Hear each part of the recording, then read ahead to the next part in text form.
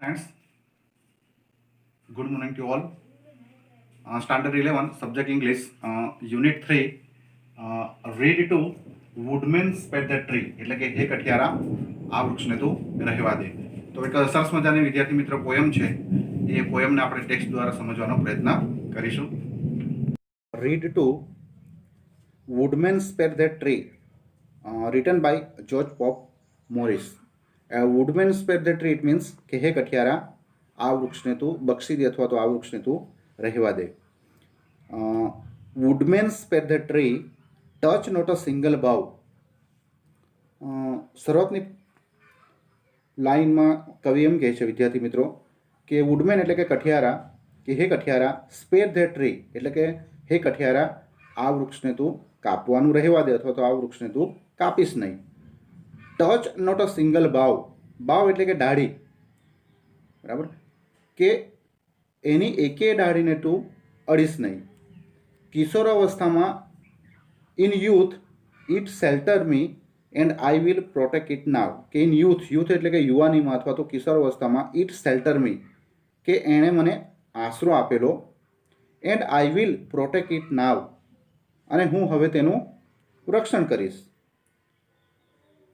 It was my forefathers hand that place it near his cot, કે it was my forefathers, forefathers એટલે કે પૂર્વજો, એટલે કે મારા પૂર્વજો એમ કે છે પોતાના હાથે that place in near his cot, બરાબર, નિયર હિઝ કોટ એટલે કે એમના ખાટલા પાસે અથવા તો એમના ખાટ પાસે એમ કે છે મારા પૂર્વજોએ એમને રોપ્યું હતું. There woodman let it stand, કે હે કઠિયારા એને ત્યાંને ત્યાં જ ઊભું રહેવા દે. Thy axe shall harm it not, axe એટલે કે કુહાડી અને હાર્મ એટલે કે ઈજા પહોંચાડવી, કે thy axe shall harm it not that old familiar trees, કે તારી કુહાડી, બરાબર, તેને ઈજા પણ ન પહોંચાડે એમ કે છે. ધેટ ઓલ્ડ ફેમિલિયર ટ્રી, કે આ તો એમ કે છે ખૂબ જ જૂનું અમારા ફેમિલીથી એકદમ પરિચિત વૃક્ષ છે.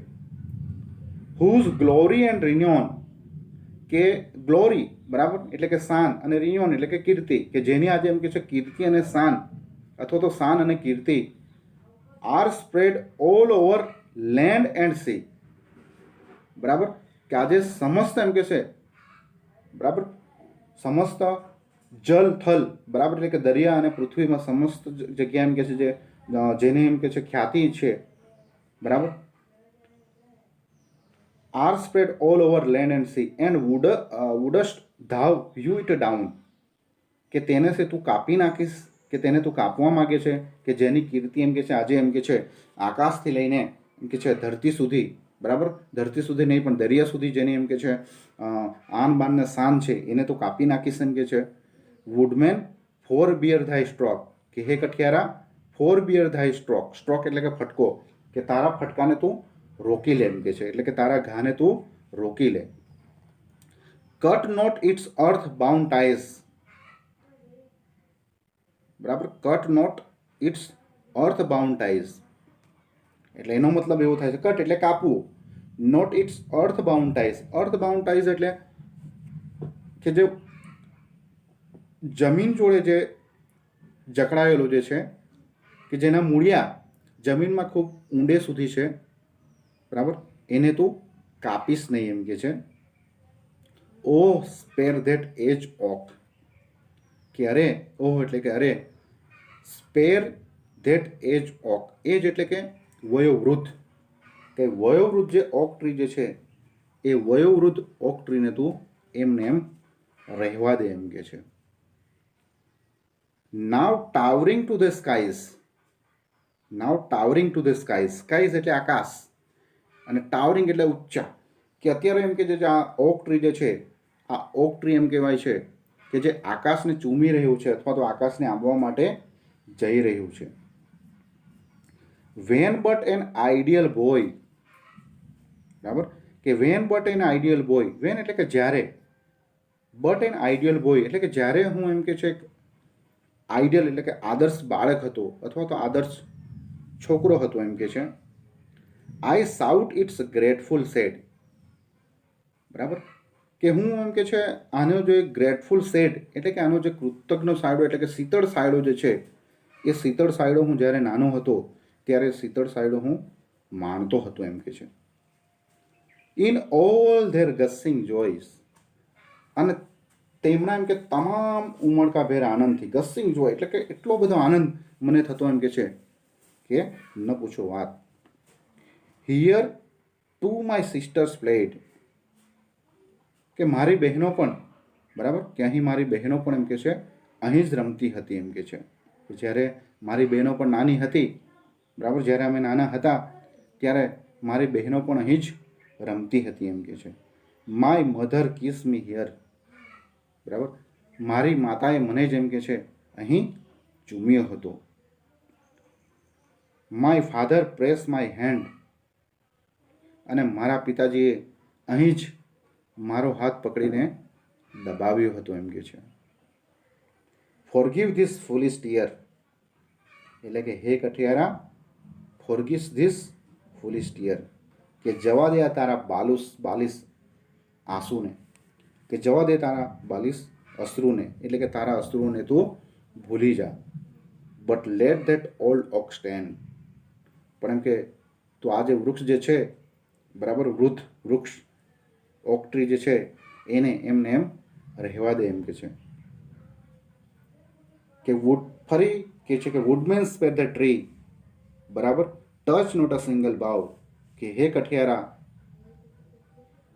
તે વૃક્ષ કાપવાનું રહેવા દે, touch not a single bough, બરાબર, એટલે કે વૃક્ષની એકે ડાળીને તું અડીશ નહીં. Written by George Pope Morris. કે સરસ મજાની પોએમ વિદ્યાર્થી મિત્રો, એક નાનકડી પોએમ દ્વારા આપણને વૃક્ષોને કઈ રીતે બચાવવું એના વિશેની માહિતી આપવામાં આવી છે.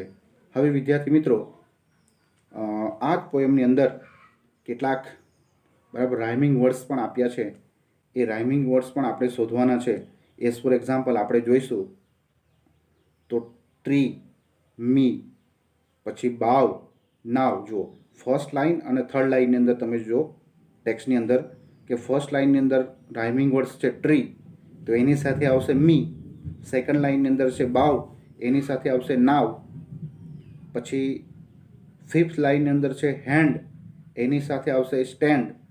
પછી કોટ, કોટની જોડે જશે નોટ, બરાબર. ત્યાર પછી આવશે ટ્રી અને સી, રિન્યોન અને ડાઉન. ત્યાર પછી આવશે સ્ટ્રોક અને ઓક, ટાઈઝ અને સ્કાઈઝ. પછી બોય અને જોય, સેડ અને પ્લેડ, હિયર અને ટીયર, હેન્ડ અને સ્ટેન્ડ. તો વિદ્યાર્થી મિત્રો, ફરી એકવાર તમને રાઇમિંગ વર્ડ્સ શોધતા આવડી ગયા હશે જ. લગભગ અત્યાર સુધીમાં આપણે 3 પોએમ જોઈ. તો એ પોએમના અંતે જે લાઇનના એન્ડમાં જે વર્ડ્સ છે એ વર્ડ્સની અંદર તમારે સ્પેલિંગ નથી જોવાની, પણ એનો જે પ્રોનાઉન્સ, એનો જે ઉચ્ચાર જે છે એ ઉચ્ચાર તમારે જોવાનો રહેશે. અને લાસ્ટ જે ઉચ્ચાર જે છે, ધારો કે આપણે જોયું કે ટ્રી, પહેલી લાઇનમાં શબ્દ છે ટ્રી, તો છેલ્લે આવશે ટ્રી, ઈ સાઉન્ડ, બરાબર. એ જ રીતે ત્રીજી લાઇનની અંદર છે મી, તો એમાં પણ ઈ સાઉન્ડ. તો ટ્રી અને મી, છેલ્લો જે સાઉન્ડ છે સાઉન્ડ મેચ થવો જોઈએ. તો એને આપણે રાઇમિંગ વર્ડ્સ તરીકે આપણે ઓળખી શકીએ અને એની આપણે પેર બનાવી શકીએ. ફરી જોઈશું. ત્યાર પછી સેકન્ડ લાઇનની અંદર છે બાઉ, BOUGH, બાવ. અને ચોથી લાઇનની અંદર છે નાવ, નાવ, ઉ, બાવ, નાવ. ત્યાર પછી હેન્ડ અને સ્ટેન્ડ, ડ સાઉન્ડ. ત્યાર પછી કોટ અને નોટ, ટ સાઉન્ડ. તો એ સાઉન્ડ ઉપર તમારે વધારે ધ્યાન આપવાનું રહેશે વિદ્યાર્થી. ત્યાર પછી ટ્રી, ઈ, ટ્રી, સી, ઈ. ત્યાર પછી રિન્યોન, ન. ત્યાર પછી ડાઉન, ન. ત્યાર પછી જોજો આગળ સ્ટ્રોક અને ઓક, ક સાઉન્ડ, સ્ટ્રોક, ક, ઓક, ક. ટાઈઝ, ટાઈઝ, ઝ. સ્કાઈઝ. પછી બોય અને જોય, ય sound, boy, joy. Said, played. પછી હિયર, ટીયર, અ સાઉન્ડ, બરાબર. ત્યાર પછી હેન્ડ અને સ્ટેન્ડ. તો આ પ્રમાણે રાઇમિંગ વર્ડ્સ પણ તમારે શોધીને લખવાના રહેશે. અને ગ્લોસરીમાં આપેલા જે શબ્દ છે એ શબ્દના અર્થ પણ તમારે લખવાના રહેશે.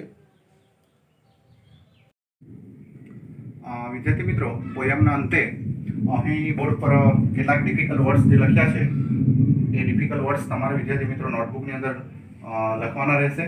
અને ટ્રુ ઓર ફોલ્સ, બરાબર, એમાં વિડીયો 1 અને વિડીયો 2 એમ બંનેના મળીને ખરા ખોટા લગભગ 10 જેટલા છે.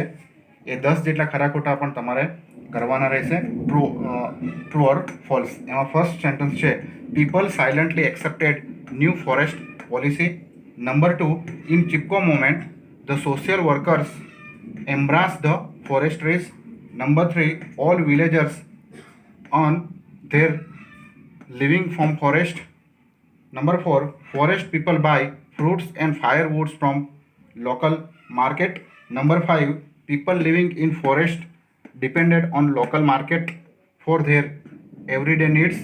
Number 6, this oak is wider than its height. Number 7, the tree is now only in the poet's village. Number 8, the woodcutter did not listen to the poet's appeal. Number 9, the roots of the oak tree have gone except in the soil. And number 10, the woodcutter was invited to cut the oak tree. તો વિદ્યાર્થી મિત્રો, female four forestry અને woodman સ્પેટ the tree, આ બંને જે unit જે છે, બંને જે રીડ છે, રીડ 1 અને રીડ 2, એ બંને રીડ થઈને 10 જેટલા ટ્રુ ઓર ફોલ્સના સેન્ટેન્સ છે એ તમારે સાચા ખોટા કરીને જે તે દિવસે, બરાબર, વોટ્સઅપના માધ્યમથી તમારે ગ્રુપની અંદર મોકલવાના રહેશે. Thank you very much.